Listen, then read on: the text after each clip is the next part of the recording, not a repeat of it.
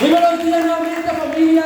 Mi nombre es Juan Carlos Arias y junto a mi esposa Juliana tenemos el honor y el privilegio inmerecido de liderar la iglesia acá en Lima, Perú. Amén. Si nos visitas el día de hoy, tienes que saber que hemos estado estudiando un libro completo de la Biblia, ¿verdad? La Biblia está compuesta de muchos libros y durante las últimas semanas hemos estado estudiando Primera de Samuel. Como siempre digo y siempre recuerdo, Primera de Samuel fue escrito en un tiempo, o la historia que se cuenta, fue en un tiempo donde el pueblo de Dios estaba muy mal espiritualmente. Tanto que en la última clase, los que nos enseñaron a cómo ser espirituales eran los enemigos del pueblo de Dios, ¿verdad? ¿Qué tan bajo puede caer el pueblo de Dios? Que son los enemigos los que demostraron ser más espirituales que ellos. Amén. Pero hoy vamos a leer diferentes capítulos del 7 al 8. Vamos a leer donde realmente el pueblo de Dios se reivindica, ¿verdad? Que el pueblo de Dios entiende por fin lo que Dios por mucho tiempo estaba tratando de hacerles ver. El título de mi clase el día de hoy es Confianza en el Dios de las victorias. Confianza en el Dios de las victorias. Vamos a ir a 1 Samuel, capítulo 7, y vamos a sumergirnos en las escrituras. ¿Están animados el día de hoy? Bueno, yo sé que yo sí, y sé que muchos de ustedes también. Y en 1 Samuel, capítulo 7, bueno, el contexto es que el arca de Dios ha vuelto al pueblo, ¿verdad? Los enemigos estaban cansados de tener el arca, que significaba el poder y la presencia de Dios, porque Dios los había humillado. Entonces ellos devolvieron, mostraron espiritualidad al devolver el arca, y el pueblo de Dios la recibe. Versículo 1 del capítulo 7 de 1 Samuel dice así: los de Kiriat Yarim fueron a Bet-Semes y llevaron el arca del Señor a la casa de Abinadab, el que está en una loma. Luego consagraron a su hijo Eleazar para que estuviera a cargo de ella. Versículo 2: el arca permaneció en Kiriat Yarim durante mucho tiempo. Pasaron 20 años y todo el pueblo de Israel buscaba con ansiedad al Señor. Amén. ¿Qué increíble acá? Acá tuvieron que pasar 20 años después de una serie de disciplina, de derrotas de parte de Dios. Ellos comenzaron a buscar con ansiedad a Dios. Amén. Tenemos que entender que Dios había humillado a su pueblo y les había dado derrotas tras derrotas, y ellos por fin, después de 20 años, entendieron el mensaje. Amén. Así como dicen, más vale tarde que nunca, ¿verdad? Bueno, versículo 2 dice que el pueblo de Israel buscaba con ansiedad al Señor.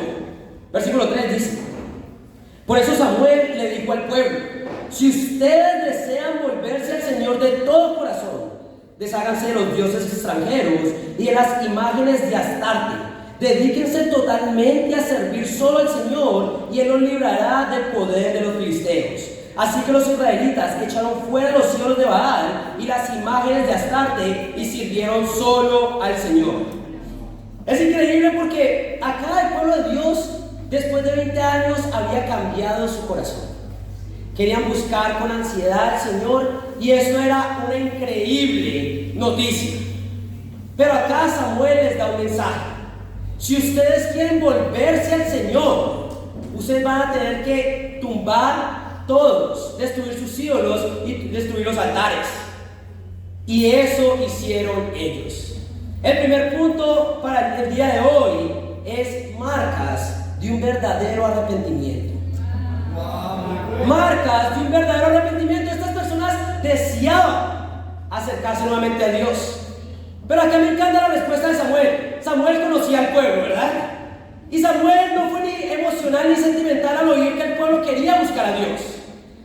Él les dejó muy claro lo que tenían que hacer. Ok, ustedes quieren volverse al Señor, primero aléjense de lo que los estaba alejando de Dios. Una marca de un verdadero arrepentimiento es cuando nos alejamos de lo que desde el principio nos estaba alejando de Dios. Samuel entendía, no era cuestión de palabra, No era cuestión de que el pueblo de Dios dijera quiero acercarme a Dios, era cuestión de acción. ¿Está conmigo, chicos? Tú no puedes decir quiero acercarme a Dios y no alejarte de lo que desde un principio te había alejado de Dios. Samuel entendía eso. Arrepentimiento no es cuestión de palabras. El arrepentimiento no era cuestión de intención. El pueblo de Dios tenía toda la intención de volverse a Dios, pero ellos tenían que mostrarlo alejándose de sus ídolos. ¿Están conmigo, chicos? Pero ¿sabes qué fue lo increíble? El pueblo de Dios hizo exactamente eso, ¿ven? Pero no quedó ahí. Vamos a seguir leyendo en el versículo 5. Luego Samuel ordenó: reúnan a todo Israel en Mizpa para que yo ruegue al Señor por ustedes. Cuando los israelitas se reunieron en Mizpa, sacaron agua y la derramaron ante el Señor. También ayunaron durante el día y públicamente confesaron: hemos pecado contra el Señor. Fue en Mizpa donde Samuel comenzó a gobernar a los israelitas. Amén. Acá es algo increíble porque ellos no solo habían demostrado querer alejarse de lo que los había alejado de Dios. ¿Qué hicieron ellos? Ellos confesaron su pecado y comenzaron un ayuno. ¿Cuál es otra de las marcas de un verdadero arrepentimiento? Cuando realmente tomamos iniciativa en cambiar. Ellos no tuvieron que haber dicho que tenían que confesar. Acá nadie les dio la dirección de que tenían que ayunar. Ellos tomaron la iniciativa de hacer cosas para acercarse a Dios. Vemos que esas personas están dispuestos a tomar iniciativa en su arrepentimiento. Y eso es una marca de un verdadero arrepentimiento. Cuando te tienen que decir las cosas, cuando te tienen que decir que hagas para cambiar tu corazón, solo están mostrando una falta de arrepentimiento. Cuando te tienen que repetir y dar instrucciones de cómo arrepentirte, ¿sabes qué no quieres hacer? No quieres arrepentirte. Una marca de verdadero arrepentimiento es tomar la iniciativa. Ellos tomaron la iniciativa de ¿qué? Acercarse, confesar su pecado y empezar un ayuno. Lo increíble es que ellos hicieron eso y el pueblo y Dios los escuchó. ¿Cómo sabemos que Dios los escuchó? Bueno, vamos a seguir leyendo en el versículo 7. Cuando los filisteos se enteraron de que los israelitas se habían reunido en Mizpa, los jefes filisteos marcharon contra Israel. ¿Qué quiere decir? Ellos están en proceso de cambiar su corazón. ¿Y qué pasa? La guerra empieza. ¿Coincidencia? No lo creo, amén. Versículo 7. Al darse cuenta de esto, los israelitas tuvieron miedo de los filisteos. Versículo 8. Y les dijeron a Samuel: no dejes de clamar al Señor por nosotros, para que nos salve del poder de los filisteos. Samuel tomó entonces un cordero pequeño y lo ofreció en holocausto al Señor. Luego clamó al Señor en favor de Israel y el Señor le respondió. Mientras Samuel ofrecía el sacrificio, los filisteos avanzaron para atacar a Israel. Pero aquel día el Señor lanzó grandes truenos contra los filisteos. Esto creó confusión entre ellos y cayeron derrotados ante los israelitas. Entonces los israelitas, persiguiendo a los filisteos desde Mizpa hasta más allá de Bet-Car, matándolos por el camino. Después Samuel tomó una piedra, la colocó entre Mizpa y Sen y la llamó Ebenezer. El Señor no ha dejado de ayudarnos. Durante toda la vida de Samuel, el Señor manifestó su poder sobre los filisteos. Estos fueron subyugados por los israelitas y no volvieron a invadir su territorio. Fue así como los israelitas recuperaron las ciudades que los filisteos habían capturado anteriormente desde Cron hasta Gad y libraron todo este territorio del dominio de los filisteos. También hubo paz entre Israel y los amorreos. Acá vemos algo increíble. Primero que todo vemos un pueblo demostrando las marcas de un verdadero arrepentimiento. Muchas veces podemos darnos cuenta de que no hemos dado todo nuestro mejor a Dios. Muchas veces nos podemos dar cuenta que Dios se está oponiendo a nosotros. Y la realidad es que Dios, por amor a su pueblo, se opone a su pueblo cuando su pueblo le da la espalda. Cuando el pueblo de Dios se va alejando de Dios, ¿sabes qué hace Dios con mucho amor? Se opone a nosotros. y no nos permite vivir victorias, sino que derrotas. ¿Con qué propósito? De que reaccionemos y podamos buscarlo de todo corazón. Están conmigo, chicos. Pero ¿sabes qué? Darte cuenta que has estado lejos de Dios no es suficiente. Decir que quieres volverte a Dios no es suficiente. Tener la intención de volverte a Dios no es suficiente. Una verdadera marca es cuando te alejas de lo que te estaba alejando de Dios. Amén. No tiene sentido, ¿verdad? Decir, yo quiero acercarme a Dios, pero sigues cayendo en el mismo pecado que te ha estado alejando de Él. No tiene sentido decir, yo quiero buscar a Dios con todo mi corazón y seguir poniendo número uno el ídolo por encima de Dios. No es posible. Eso es una marca de un verdadero arrepentimiento.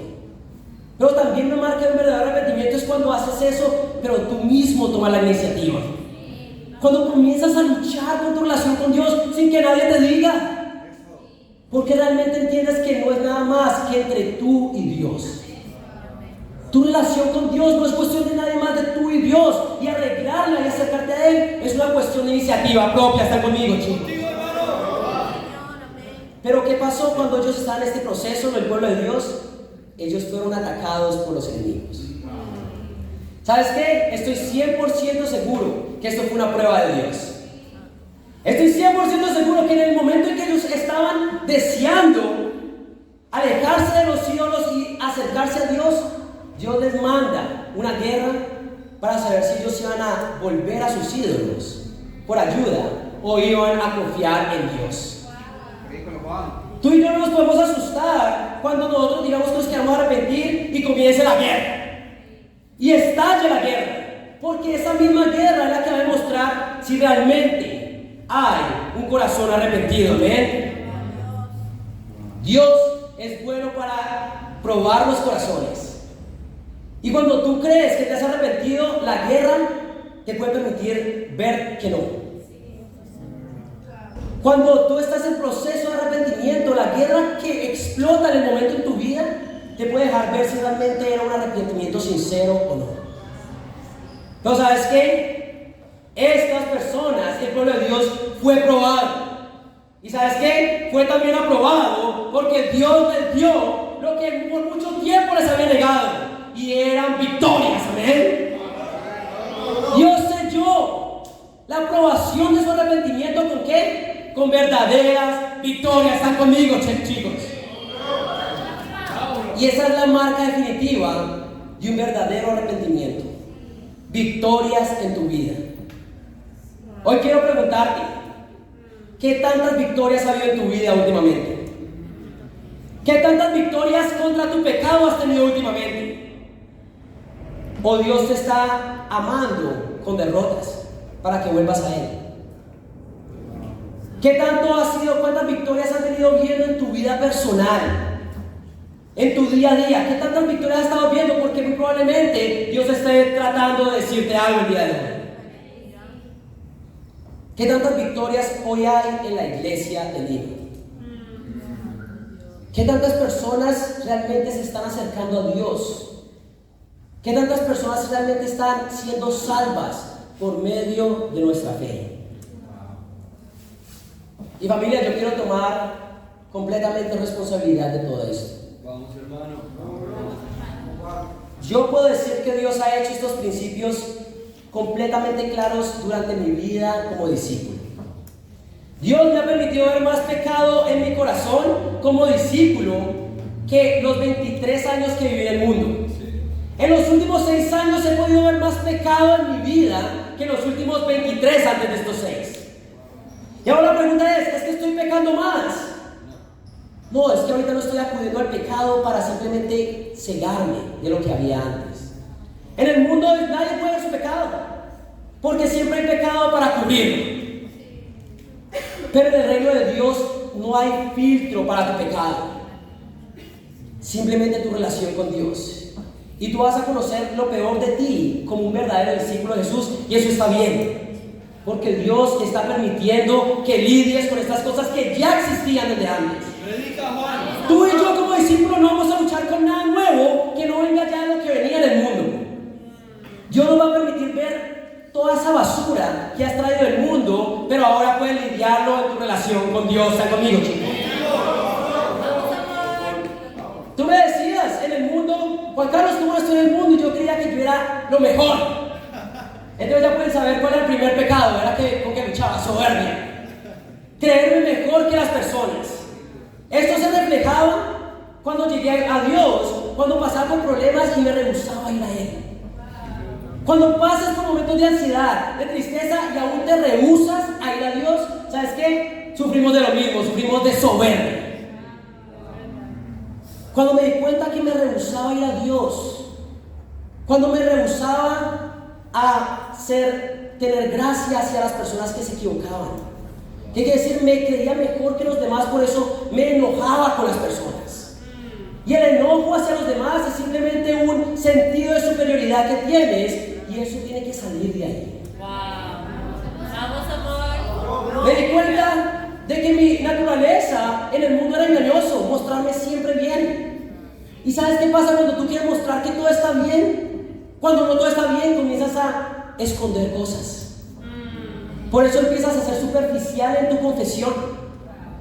Por eso comienzas a omitir ciertas cosas. Por eso no tratas de pensar profundamente en tu pecado, porque simplemente eres superficial y eres una persona engañosa. O, déjame cambiar eso, no eres una persona engañosa, luchas con engaño en tu corazón. Recuerda, como discípulos no somos engañosos ni somos soberbios, luchamos con estas cosas. Y yo me pude dar cuenta de que esto es lo que había en mi corazón. Una de las cosas que más me dolió fue darme cuenta del egoísmo que hay en mí dentro de los tiempos y momentos de prueba. En los momentos de prueba realmente es donde tú ves qué tanto amas a las personas. Sí. ¿Qué tanto estás amando a Dios? Y yo muchas veces en tiempos de prueba dejé de importarme por mi familia física y espiritual. Dejó de importarme los perdidos allá afuera y caía en tibieza espiritual. ¿Y sabes por qué existe la tibieza espiritual? Porque hay egoísmo que necesita ser lidiado en nuestro corazón. Dejé de interesarme por las almas de las personas y me volví insensible con mi esposa. Mi esposa tenía que pagar los platos rotos de lo que Dios me estaba permitiendo ver en mi corazón. Al punto de caer muchas veces en tibieza espiritual. Y en mi caminar con Dios te puedo decir que todas estas cosas que vi, siempre dije, quiero arrepentirme. Amén, vamos. Pero Dios me permitía ver que muchas veces era solo de palabra. ¿Sabes qué? Tú puedes decir que quieres arrepentirte y Dios te deja ver que tu corazón todavía no está preparado. Y te hace seguir luchando ¿con qué? Con derrotas. Si tú alguna vez has dicho, yo quiero acercarme a Dios. Si tú alguna vez has dicho, quiero arrepentirme, pero sigues en derrota tras derrota, Dios está mostrándote tu corazón. Si todavía estás cayendo en ese pecado, si todavía sigues cayendo en el pecado en medio de la prueba, Dios te está diciendo que no ha habido verdaderas marcas de un verdadero arrepentimiento. Pero gracias a Dios todas estas cosas han pasado. Pero saben que, familia, hay cosas que no han sido lidiadas en mi corazón. Yo quiero ser completamente honesto y confesar pecado ante ustedes. Yo he sido responsable de la falta de victorias en la iglesia de Él. Gracias a Dios, en los últimos meses hemos visto personas llegando, pero realmente Dios quiere mucho más que eso. Dios quiere que cada persona sea salva y llegue a conocer la verdad, pero no cuando hay pecado en el corazón del líder. La realidad es que me alegra por cada una de las personas que en los últimos 2 meses ha llegado a Dios. Pero ¿sabes qué? Aún faltan muchas personas allá afuera. Yo quiero confesar que por los últimos meses yo he vivido en pecado, familia. Por el último mes y medio puedo decir que he caído en egoísmo, en tibieza y en hipocresía. Comencé a vivir una vida egoísta y empecé a enfocarme más en mí mismo. Todo el mundo tiene problemas, yo tengo problemas, ustedes tienen problemas, mis problemas no son especiales. Pero yo enfoqué más mi atención en mis problemas que en Dios. ¿Qué quiere decir? En los últimos mes y medio me he enfocado más en mi comodidad. He decidido caer en ocio al querer dormir más, pensando que simplemente estaba cansado de algo que realmente no estaba cansado, simplemente estaba siendo egoísta. Y comencé a enfocarme en mis estudios de la maestría. Simplemente este era mi argumento: estoy ocupado. Era mi argumento para no dar mi corazón a levantar los líderes. Era mi argumento para no tener que estar en la misión. Y la verdad, familia, es que es muy fácil como líder ocultar pecado. ¿Por qué? Porque siempre estás haciendo algo por la iglesia. Y porque crees que estás haciendo un movimiento, crees que estás bien y no. Yo estaba en medio de pecado y estaba viviendo mi pecado. Me desenfoqué en la misión y me desenfoqué en el crecimiento de los discípulos. No estaba entrenando a nadie, no quería ayudar a nadie. Pero también me desenfoqué de hacer discípulos, que es nuestro propósito. En los últimos meses he vivido en tibieza espiritual, pero también en hipocresía. Porque desde acá he predicado la misión, pero en mi corazón no estaba la misión. Porque desde acá estaba llamando a todo el mundo a dar su corazón a Dios, pero yo no estaba bien en mi corazón. Yo estaba viviendo pecado en los últimos meses y la realidad es que no estaba tratando de ocultarlo, simplemente no estaba viendo lo que había en mi corazón. Lo siento, hermanos, por el egoísmo, mi tibieza y mi hipocresía. Yo he sido completamente responsable de que la iglesia no esté dando fruto. ¿Por qué? Porque ha habido pecado en mi corazón y hoy necesito que ustedes oren por mí y que me perdonen.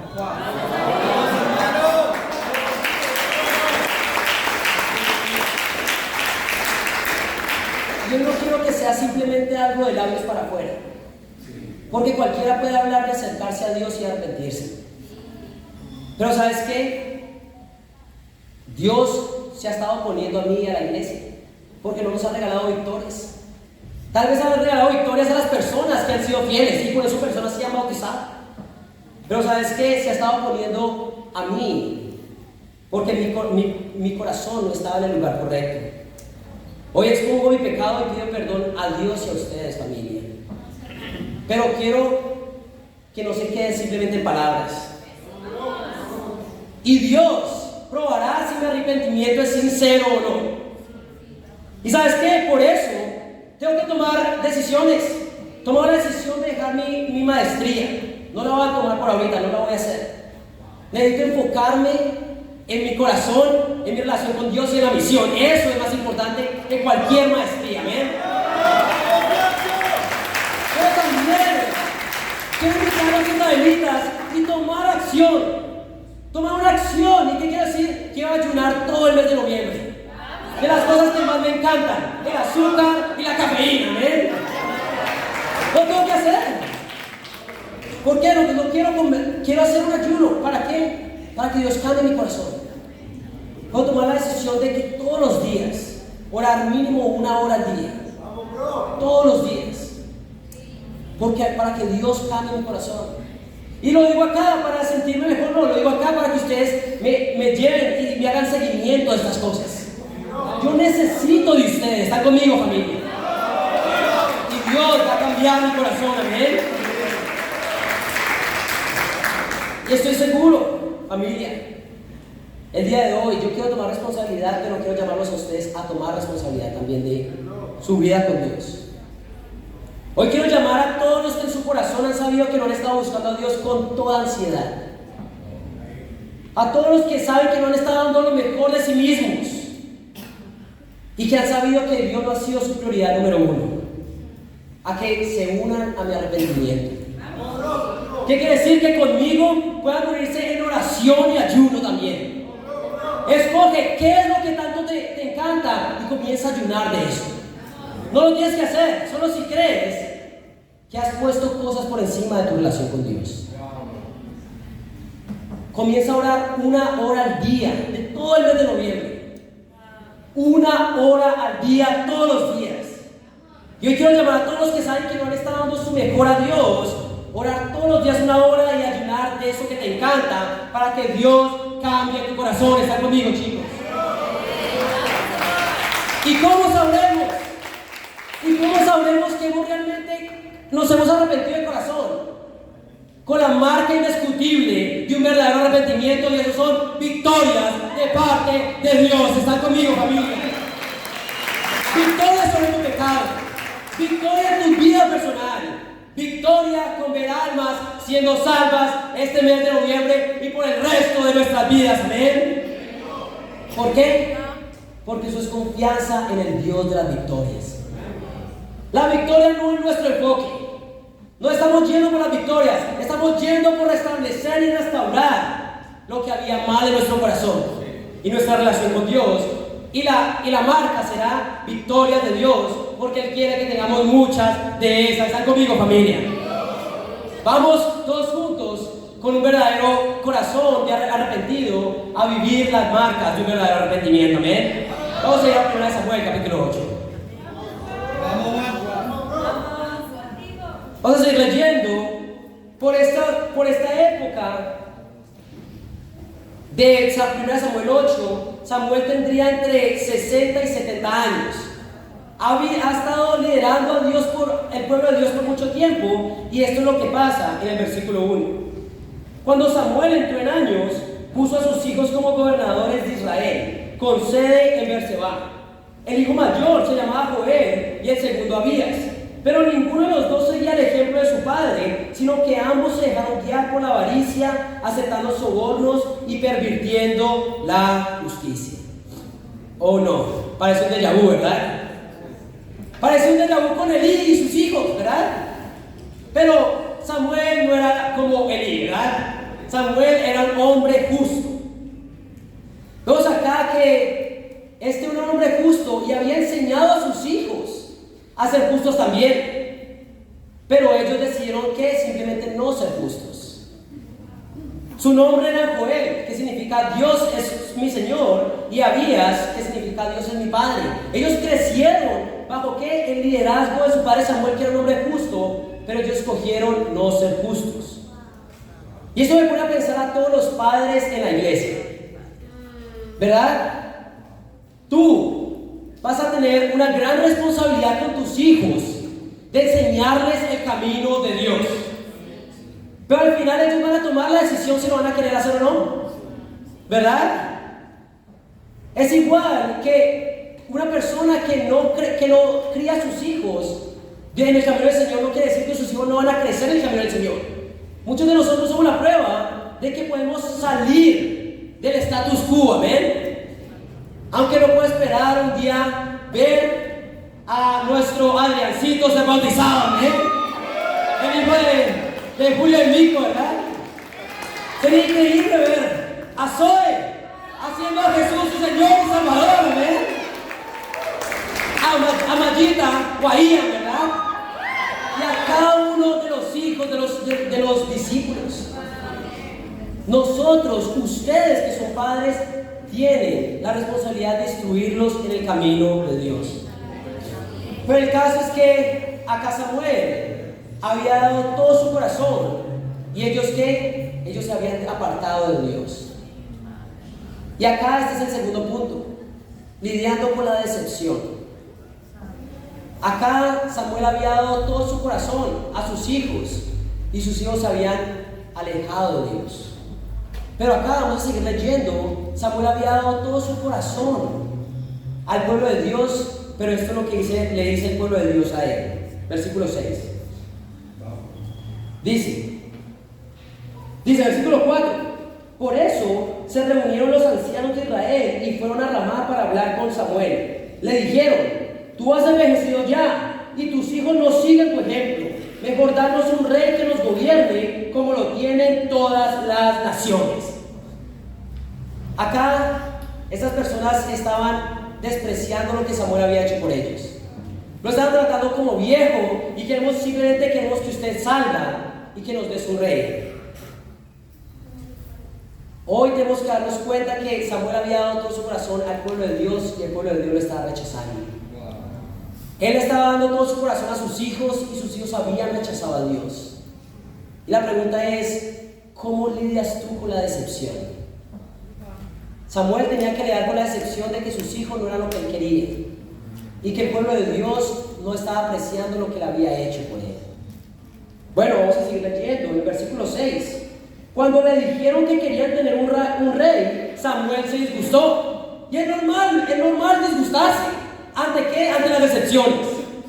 Pero esto fue lo que hizo Samuel como hombre espiritual.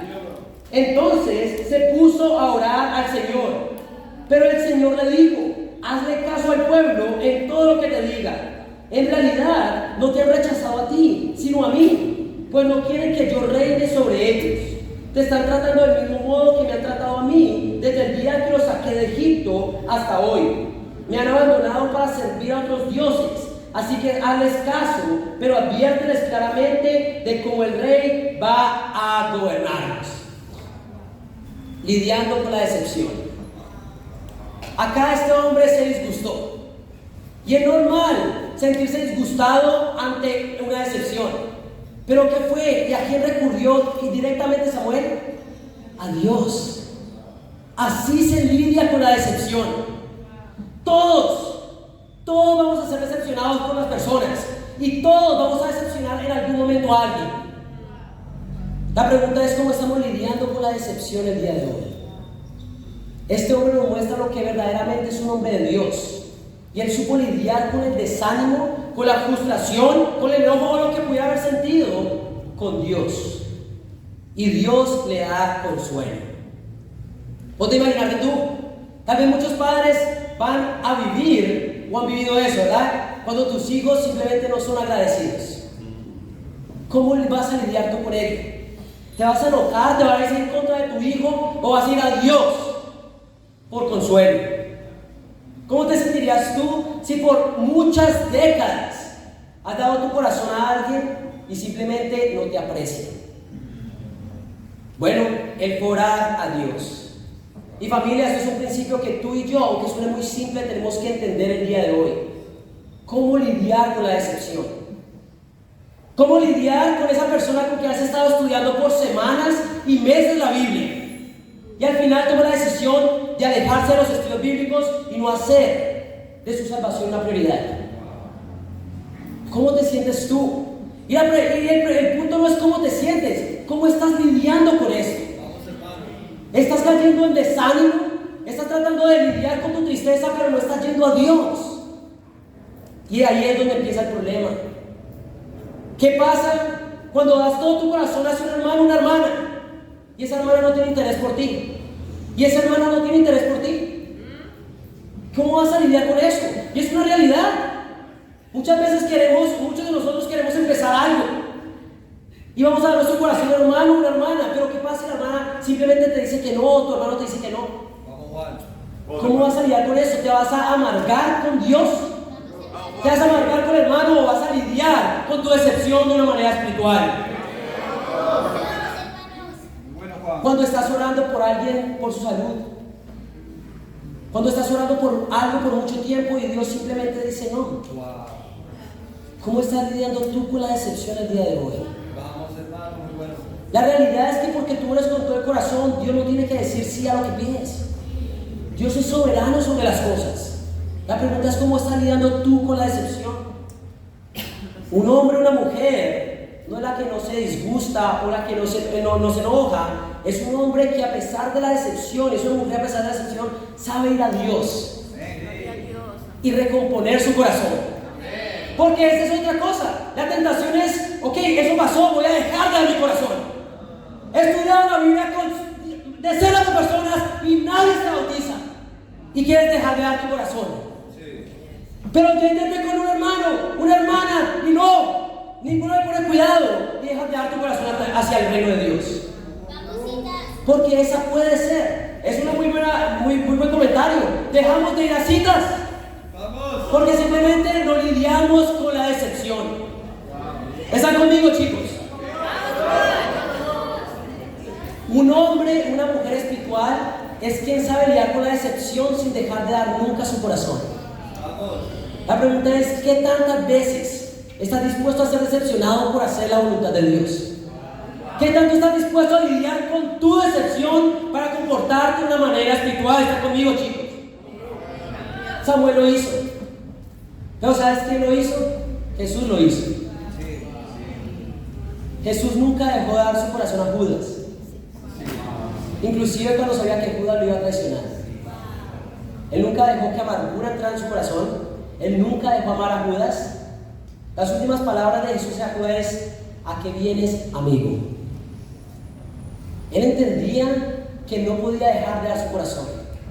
Lo hizo con Pedro, cuando Pedro cayó en la fe. Cuando después de negarlo 3 veces volvió al mundo a pescar. ¿Quién llegó a restaurarlo? Jesús mismo. Jesús era experto en ser decepcionado por las personas, pero lidiar con su decepción. Y gracias a eso, tú y yo hoy podemos ser salvos. Tú y yo hemos decepcionado muchas veces a Dios. Y sabes qué, Dios nunca ha dejado de luchar por nosotros, porque siempre ha sabido lidiar con la decepción. ¿Están conmigo, chicos? Vamos a ser decepcionados muchas veces y tendremos que aprender a ir a Dios por consuelo. ¿Están conmigo, familia? Por eso, lidiemos con la decepción de una manera que espiritual. Todos en el mundo van a ser decepcionados. El mundo te va a decepcionar. Pero la pregunta es: ¿cómo vas a reaccionar? ¿Y a quién vas a ir en ese momento? Yo escojo ir a Dios. Espero que tú también, amén. Vamos a seguir leyendo para terminar, amén. Va a terminar el versículo 10, dice así: Samuel comunicó entonces el mensaje del Señor a la gente que le estaba pidiendo un rey. Les explicó: así como el rey va a gobernarles, les quitará sus hijos.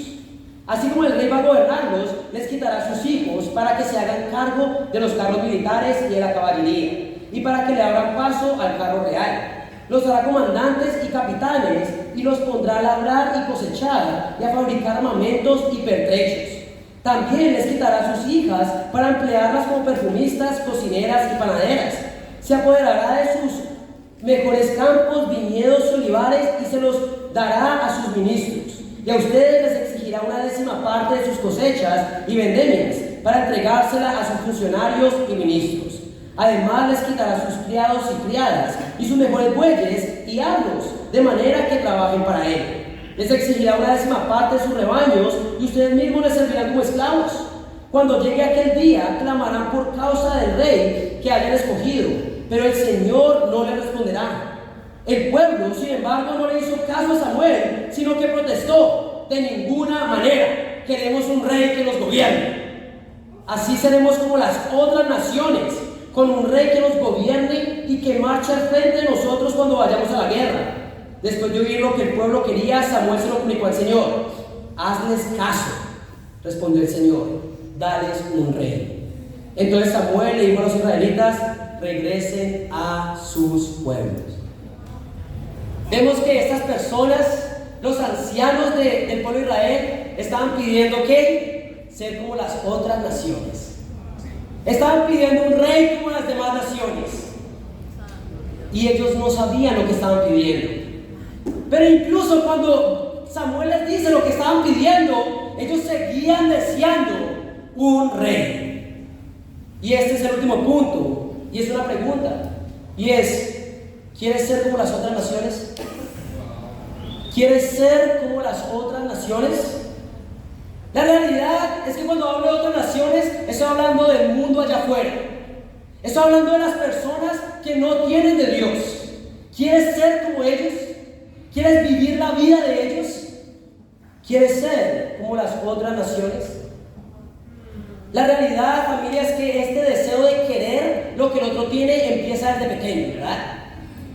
El niño se pone a llorar cuando no tiene el juguete del otro, ¿verdad? Cuando vemos en la escuela a un compañerito que tiene las zapatillas que tú quieres, comienzas a desearlas. Cuando la niña tiene el peinadito bonito, ¿verdad? Comienzas a desearlo. Comenzamos a crecer y en la universidad queremos las notas de este hombre. Quisiéramos tener la inteligencia de este hombre. Queremos ser como esta persona y comenzamos a compararnos. Y desde temprana edad comenzamos a compararnos y a desear lo que el otro tiene. Lo llevamos a la adultez y comenzamos a desear el carro de esta persona. Yo quisiera tener el trabajo de esta persona. Yo quisiera las vacaciones de esta persona, y comenzamos a compararnos con la otra persona y nos damos cuenta que no estamos ni cerca de la otra persona y nos amargamos. Esa es una tentación del ser humano, siempre compararse. Y al final, ¿qué? Comenzamos a fantasear con querer ser como el mundo. La realidad es que parece ser que el pasto siempre es más verde del otro lado. Pero eso es una mentira. Pero muchas veces en nuestro corazón es compararnos y desear y fantasear con las cosas del mundo. Y como discípulos el problema empieza cuando comenzamos a fantasear con lo que el mundo tiene. ¡Wow! Ellos tienen el dinero y no tienen que dar ofrendas especiales. Ellos no tienen que evangelizar el mundo. Ellos no tienen que dar su tiempo. Pueden hacer planes, hacer muchos planes de vacaciones, y yo tengo que estar acá un domingo dando mi corazón a Dios. Y comenzamos a fantasear qué sería no estar en la iglesia y poder vivir la vida de ellos. Ellos no tienen que dar su ofrenda y se pueden quedar con ese dinero y pueden hacer muchos más planes, pueden ahorrar. Y comenzamos a fantasear con que queremos estas cosas. Ahorrar no está mal, ¿verdad? Ni hasta lo que estoy diciendo, pero comenzamos a fantasear esa vida que si la tuviéramos no podríamos vivir como Dios quiere.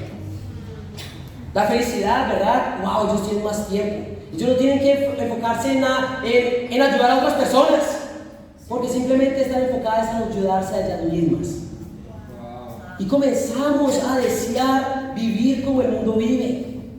Y ¿sabes? Esto tiene una raíz en el corazón. Y siempre acaba pasando por dos cosas. Primero, porque tienes miedo. Falta de confianza en Dios. No crees que Dios pueda darte lo que tú deseas. Y ahora tú tienes que salir a buscarlo de alguna manera. Comienzas a fantasear y comienzas a alejarte de Dios para buscar lo que quisieras porque no crees que Dios te lo pueda dar. Y comienzas a fantasear en el mundo, pero también, ¿sabes qué? La raíz es la ingratitud. No eres agradecido con lo que tienes. Por eso el pasto siempre está más verde del otro lado. Y cuando llegas al otro lado te das cuenta que al otro lado está más verde. Porque simplemente somos ingratos en nuestra naturaleza pecaminosa. ¿Están conmigo, chicos? Y la realidad es que muchas veces podemos desear lo que el mundo tiene, porque no estamos aprovechando ni sabiendo admirar y ser agradecidos por lo que Dios nos ha dado el día de hoy. ¿Por qué cambiarías tu salvación? ¿Por qué cambiarías ser un hijo de Dios? ¿Por qué cambiarías una vida como discípulo? Y el punto de todo esto, no has sabido apreciar lo que Dios te ha dado. ¿Están conmigo, chicos? ¿Y sabes qué es lo peor? Que si tú te alejas de Dios, Dios te va a dar eso, lo que tanto querías. Porque Dios es un Dios permisivo. Dios no te va a... Si tú quieres alejarte de Dios, tú te alejas de Dios y tú vas a conseguir ese dinero que tanto querías, ese trabajo que tanto querías y ese novio que tanto querías, ese esposo que tanto querías, esa esposa que tanto querías. Tú te alejas de Dios y Dios te la puede dar. Y hacer como el pueblo de Israel, simplemente hazle caso. Pero ¿cómo terminó esto? Sabemos que no terminó bien. Y hoy tú tienes que empezar a pensar primeramente del ejemplo ajeno. Vi a la vida de las personas que se enfocan solo en ellas. Cuando tú te enfocas solo en ti, esa es la fórmula perfecta para la depresión. Sí, vamos, hermano. La fórmula perfecta de la depresión es que tú enfoques solo en tus cosas, en tus planes y en tus comodidades. Enfócate en eso y vas a ser la persona más infeliz del mundo. Pero ¿sabes con qué vas a tratar de cubrir esa infelicidad? Con más cosas y con más cosas. Y te vuelves simplemente un adicto a sentir algo porque realmente no sientes nada. Porque realmente no puedes llenar el vacío que solo Dios puede llenar. ¿Está conmigo, chicos? ¿Por qué estás buscando tanto? ¿Por qué estás deseando tanto lo que el mundo tiene? Ponte a imaginar un matrimonio fuera de Dios, ¿cómo termina? Muchos de ustedes han tenido que vivir un matrimonio fuera del mundo y muy pocos son buenos. El 50% termina en divorcio. El otro 50%, muchos de ellos divorciados emocionalmente. Viviendo en el mismo hogar, pero no se aman. Porque nunca fue Dios la base de estas cosas. Y lamento que tenga que ser tan real, pero tienes que aprender del error ajeno. Muchas veces deseamos cosas que no sabemos qué estamos pidiendo. Y Dios te la puede dar. Es la felicidad de enfocarte en ti mismo. Es tiempo de aprender del error ajeno. ¿Están conmigo, chicos? o ir más profundo, vamos a ir a Proverbios 13, versículo 2. Vamos, hermano.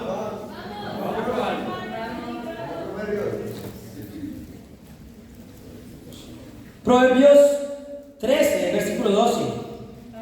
¿Están conmigo, familia? Vamos, Juan.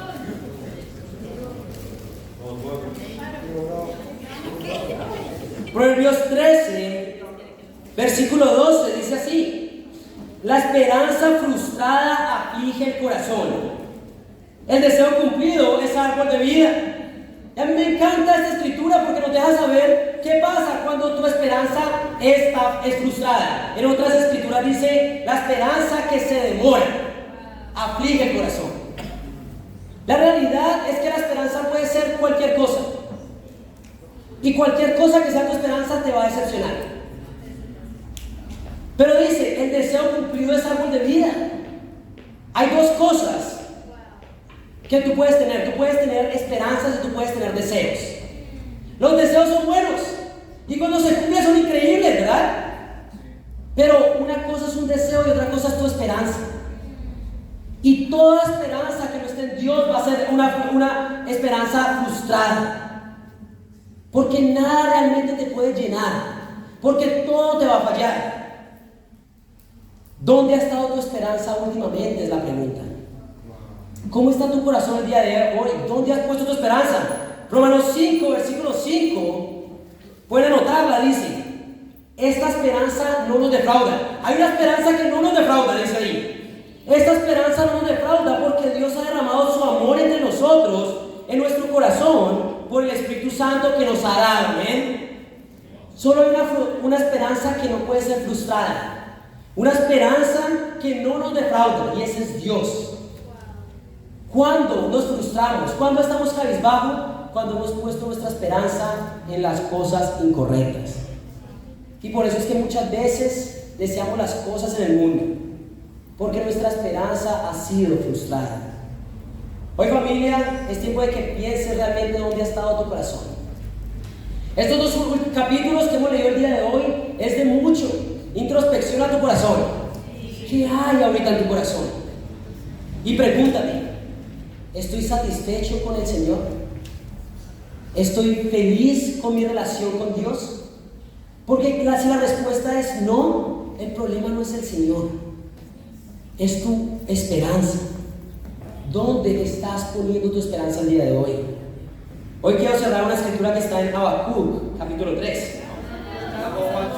Y está casi al final del Antiguo Testamento. Habacuc.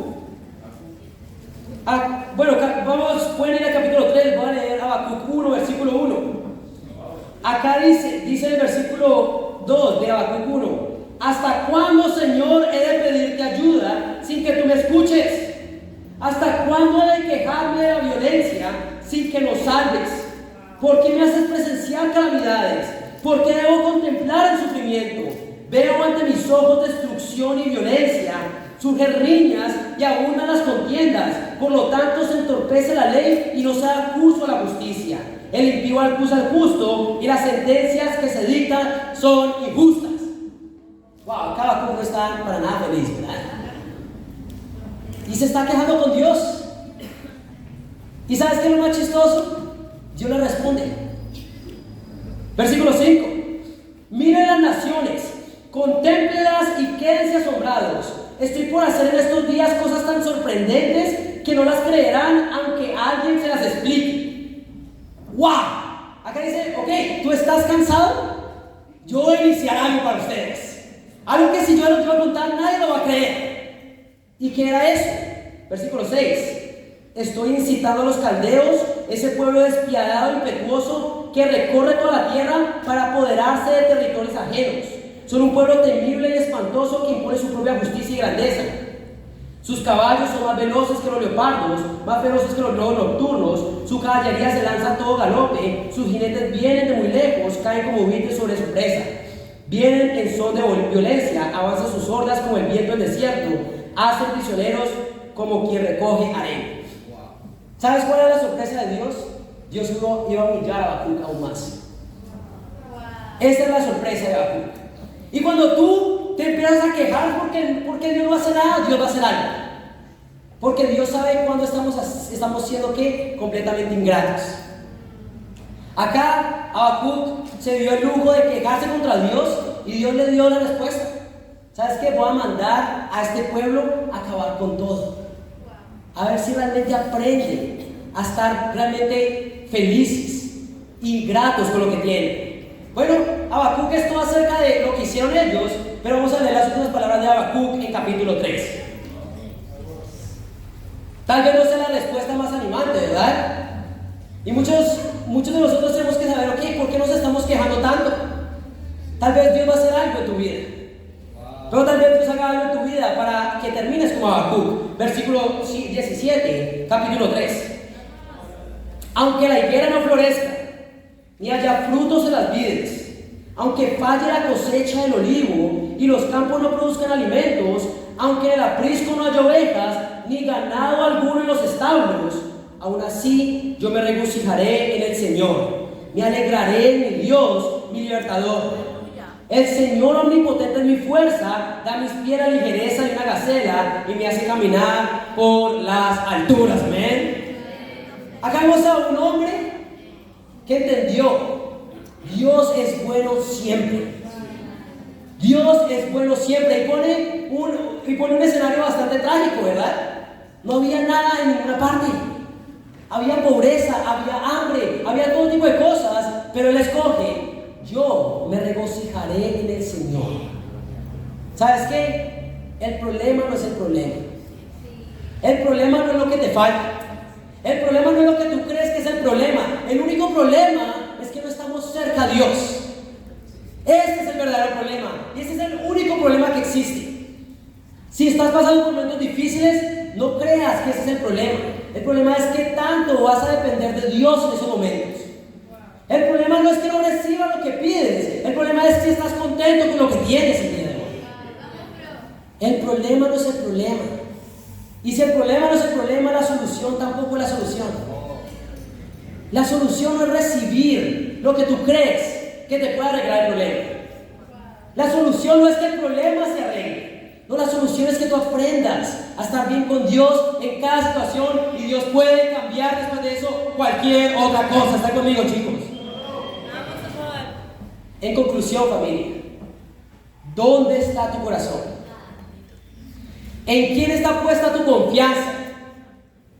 Y yo escojo que mi confianza esté puesta en el Dios de las victorias. ¿Amén? No por las victorias, no porque esas van a venir, amén, cuando estamos cerca a Él, sino porque Él es bueno siempre. Hoy, familia, escojamos confiar plenamente en el Dios de la victoria. ¿Cómo? Fue el primer punto: con muestras de verdadero arrepentimiento. ¿Quieres volverte a Dios? Increíble. Aléjate de lo que te ha alejado de Él.